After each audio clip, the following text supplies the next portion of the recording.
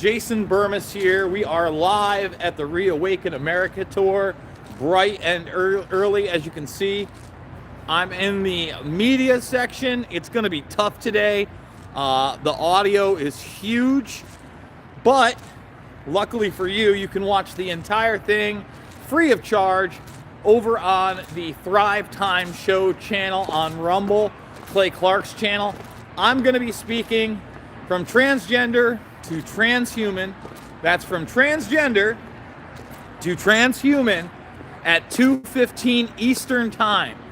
And if you have caught my previous presentations, my first presentation, heavily on Elon Musk, heavy on space warfare, and heavy on Neuralink with that type of transhumanism. If you watched my second presentation here at the Reawaken America tour, then you know that I did all of that, and I also talked about how this is very much a spiritual battle. And let me reiterate that.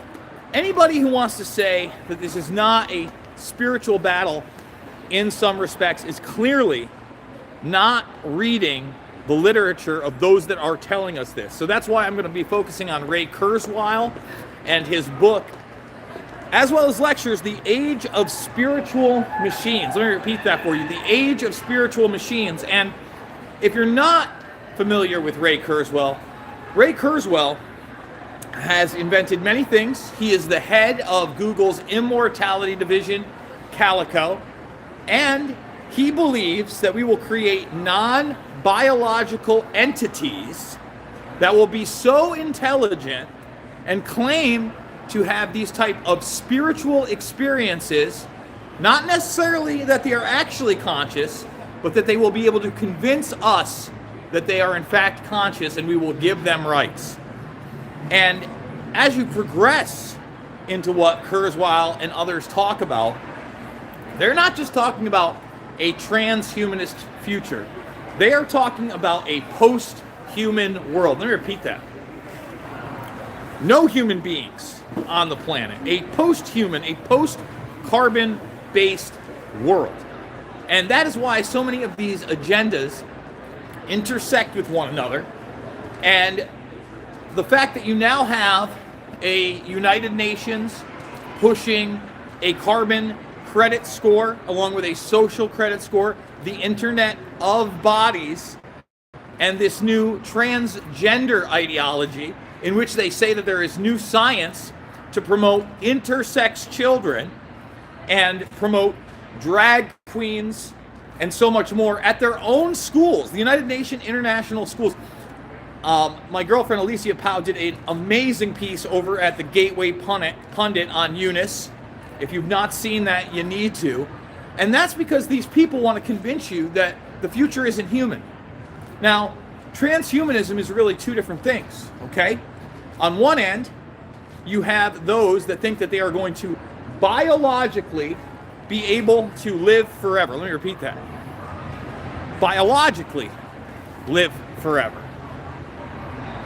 On the other hand, they want to trick you into merging with technology, and that you will be able to digitally upload your consciousness. The virtual era. That's as they bring in automation, that's as they bring in a universal basic income, that's as they restrict your livelihoods in every respect imaginable. Okay? And convince you that it's better to be in a metaverse, into a virtual environment.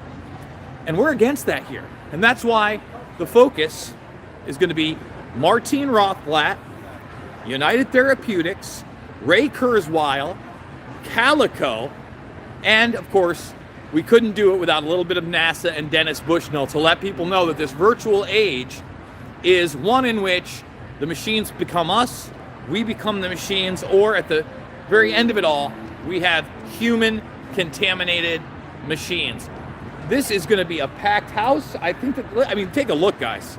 Take a look at all these empty seats.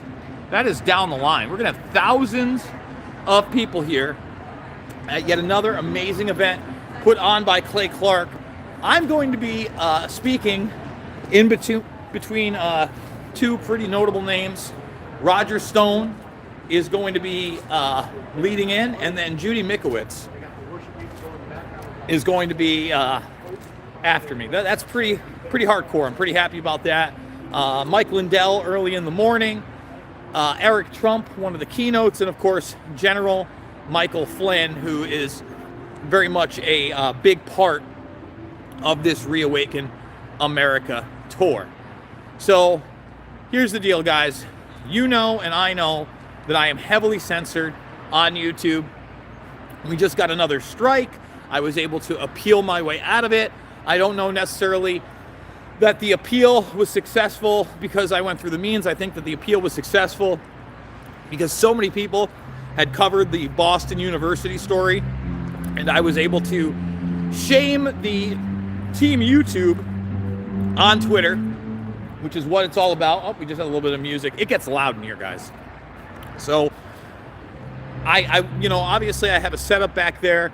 I don't know that I'm going to be able to conduct any interviews that way. Hopefully, I'm going to be able to catch people. I'm going to be able to break out the camera in this regard and get 5 or 10 minutes with some of these individuals. Kash Patel, there's another name that's pretty big that's going to be speaking here today. Remember, Kash Patel, we play that clip because it's so damn important, tells you Elon Musk is the DOD's largest military contractor. There's the music. He is currently being built up as a hero to the quote-unquote conservative movement or the alternative media or freedom of speech. Every single one of his agendas is in line with this globalist, transhumanist future. From the sustainability agenda, to the UBI agenda, to the Neuralink agenda, to the automation agenda, where he revealed a very underwhelming robot. And that robot, of course, was Optimus, the Optimus bot. Again, if you haven't seen James Corbett's piece, Elon Musk, technocratic huckster, I don't know what you're waiting for. You need to check that out. James Corbett does tremendous work. And let me say this. I saw Clay. Clay's here super early in the morning. And I gave him a handshake, and he goes, dude, you know what? Come here, give me a hug. I love you. You're one of the only people that goes after Elon Musk.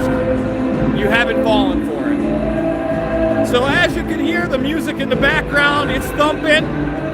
Scott, it's good to see you back as a moderator here with the Bermas Brigade. I want to thank all my mods, Karen, Doom, Scott, and others. We haven't had some of these people for a while. In fact, some of my mods haven't been around since the pre-COVID 1984 nightmare. But as you can see, we're starting to fill up. We got it going on. And I'm sorry, but this is not a right or left issue to me. It's always about right and wrong. And that's why I feel privileged that today I'm going to have the opportunity to speak to thousands of people that may have no idea what this transgender to transhuman movement is really about. They think the sexualization of their children and this new movement is about grooming them, and that's only one small part of the issue. They want you to no longer recognize biology and nature and the possibility of a deity, a higher power. Instead, they want to be that higher power. When I say they, I mean a predator class hell-bent on utilizing the media, military, industrial complex, okay, in order to genomically design the next quote-unquote human beings and work their way into a future where transhumanism empowers them biologically, where people like Jared Kushner believe that they can live on this planet forever, all right, while what? Enslaving us with technology. They want us to bond to our biological selves so that we can go beyond the track, trace, database society and into the internet of bodies and that next step to a post-human nightmare. So once again, guys, thumbs it up, subscribe, share.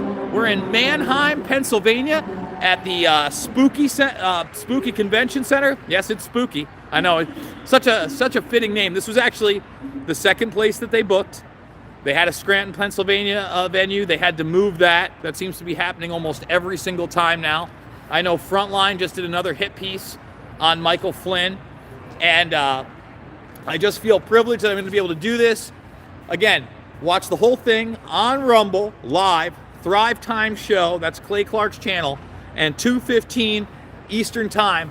I will be doing my presentation for you all. I want to thank everybody out there for all the support, and I will see you all on the flip side.